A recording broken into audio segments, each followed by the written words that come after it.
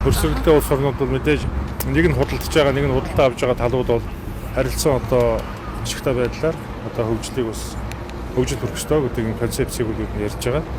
Ер нь ганц мод гашуун сухад бондыг одоо олон улсын стандарт нийцсэн 24 цагийн одоо үйлчилгээтэй ийм одоо нэвтрэх чадамж сайтай бонд болоход бол ер нь Монгол Улсын засгийн газрын зүгээс бас дэмжиж ажиллах ёстой гэж би бодож байгаа. Ялангуяа бид нар энэ хэлгээлийн нэвтрэх чадамж за сая үлний 27 сая тонн гэж 30-аас 30 саяас дээш хэмжээний нүүрсээ борлуулад эхлэхээр манай эдийн засгт бол одоо бас их чухал одоо дэм болсон ажиллаж байгаа манай энэ тээврийн жолооч нар бусад олон одоо асуудлуудаар бас тийм эерэг одоо зүйлүүдийг бол авчирна гэж харж байгаа. Тэгэхээр ойрын хугацаанд ер нь засгийн газрын уралдаанаараа бодиттой одоо шийдвэрээ гаргаад энэ таван толгоогоо одоо үйл ажиллагааг нь улам эрчимжүүлж өргөжүүлэх тал дээр бол бид шууд ажиллах ёстой гэж бодож байна.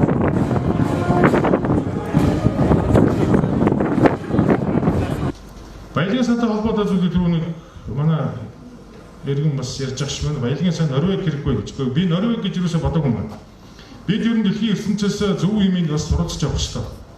Бид нар телевизээр үзэхээс илүүтэйгээр газар дээр нь очиж үзээд тэр иргэдийн амьдралыг явж байгаа байдлыг, хуулийнх нь зүйл заалтыг хүмүүсийг нь одоо төвшөнтэй харьцуулж бид тэр баялагын сан буюу үндэсний хөгжлийн баялагын сан гэдэг энэ зүйлийг бид нар одоо цаг хийх ёстой гэж би бодож байна.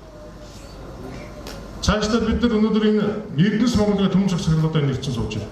Эрдэнэс Монгол бол бидний баялагын сан, үндэсний хөгжлийн баялагын сан бол Эрдэнэс Монгол мөнөөсөө мөн.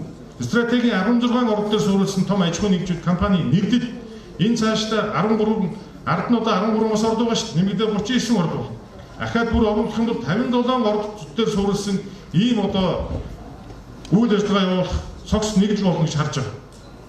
Өнөөдөр бид нар зөвхөн нэг хэсэг нь болох 5 толгой ярьж байна. Ахаад нэг хэсэг болох 2 толгой ярьж байна. Монгол улс бол үнэхээр баян шүү.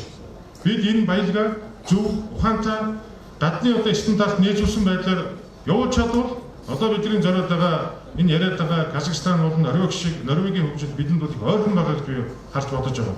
Тийм сэтгэлээр хандаж явж байгаа.